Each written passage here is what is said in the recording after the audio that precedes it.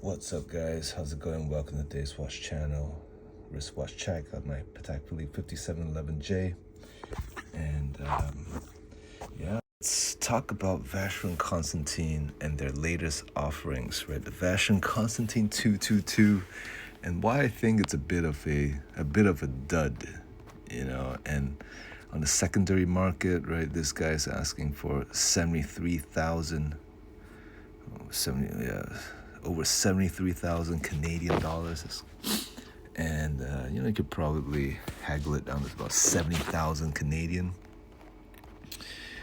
And I think it's a bit of a dud, right? And it's because of the movement that it's inside this new Vacheron 222.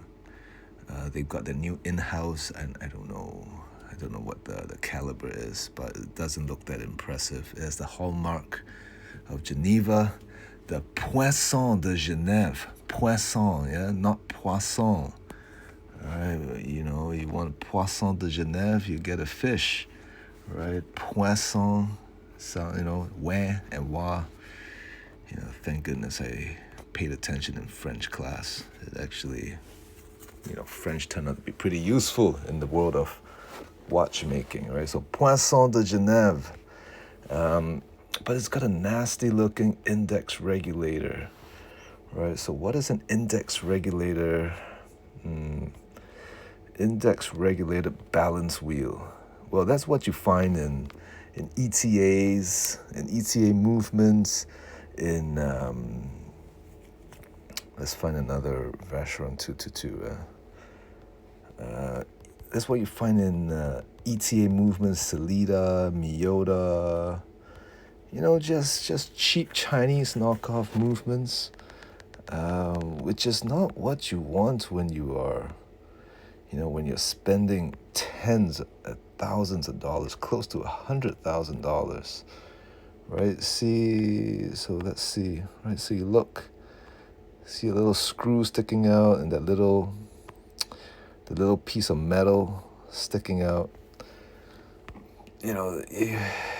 And that's how you tell if it's an index or free sprung, or it was a free sprung movement, right? That's what you want, a gyro max free sprung movement, right? And so really this is the Vacheron Constantin Overseas Ultra Thin. This is the cheese, this is an amazing watch, right? It houses the JLC 920 movement, right? Which was famously used in AP's Royal Oak, the Patek Nautilus Jumbo 3700, and eventually the original Vacheron Constantin 222, right? It was the thinnest movement at the time, and I think it still is one of the thinnest movements that's still being used today. And it's an absolutely beautiful movement. Now, the one thing about this movement is that when it has the date feature, it does not have a quick set. So I think that's one of the reasons why for the modern iteration of the 222, they did not use the caliber 1121. It's because it did not have a quick set. But I think it's also primarily because, it's money, right? It's money. Audemars Piguet owned the exclusive rights to that movement, and so I would assume that Vacheron Constantin would have to pay AP a certain amount of money to use these movements. I'm pretty sure AP is not giving them away like Halloween candy. These are very highly decorated, highly finished, highly spec'd movements. Right, the caliber 1120, right, which is, in my opinion, a legendary movement. Well, if you want that kind of prestige and that kind of legend, this is what the 1120 is. And guess what? You can buy it for $6,121 shipped to Canada. Right, this is a beautiful, beautiful movement, and I think this watch right here is a steal. All right, it's in steel, and it's a steel. Beautiful watch, beautiful movement. I think this watch, year of production, 1970. So this came out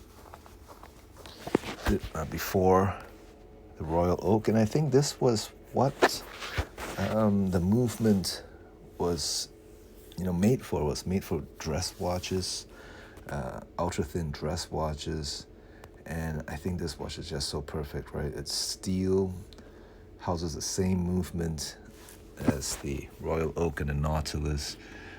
It shares that same spirit, right? A steel watch sharing the same movement as the Nautilus and the Royal Oak, made by Vacheron and Constantin.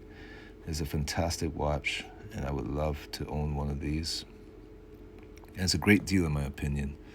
So that's the issue that Vacheron and Constantin has right now, in my humble opinion, right? Like, it's their movements, and I'm not saying that the movements that they make are bad or anything.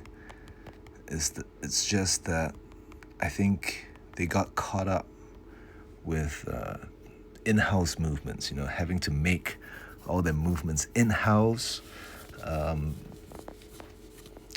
But as long as it's made with skill, with precision, with good intentions, right?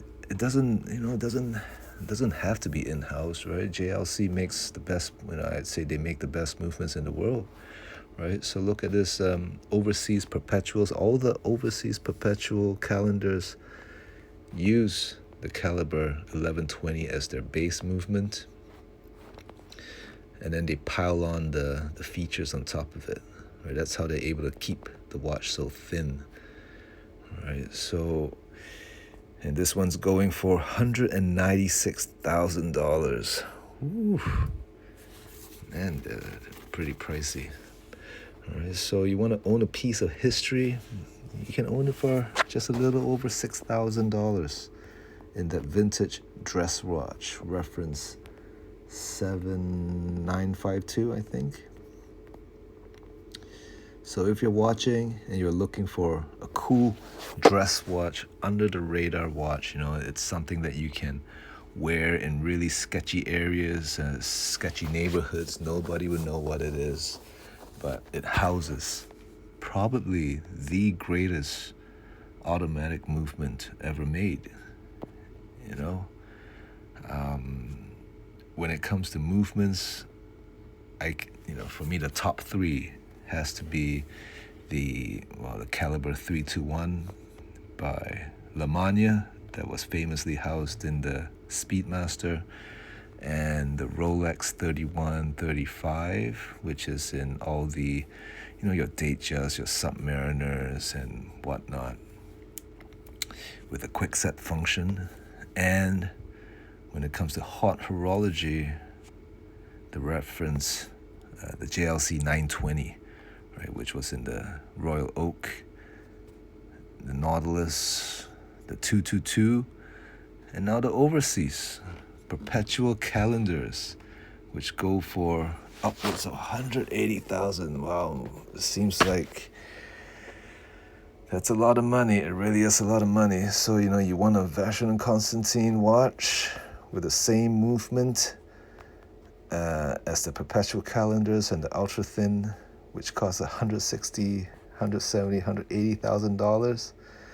Hey, you want something vintage, simple, dress, steel watch? Look at this, for $6,000 you get the same movement. Anyway, I hope I hope you enjoyed this video.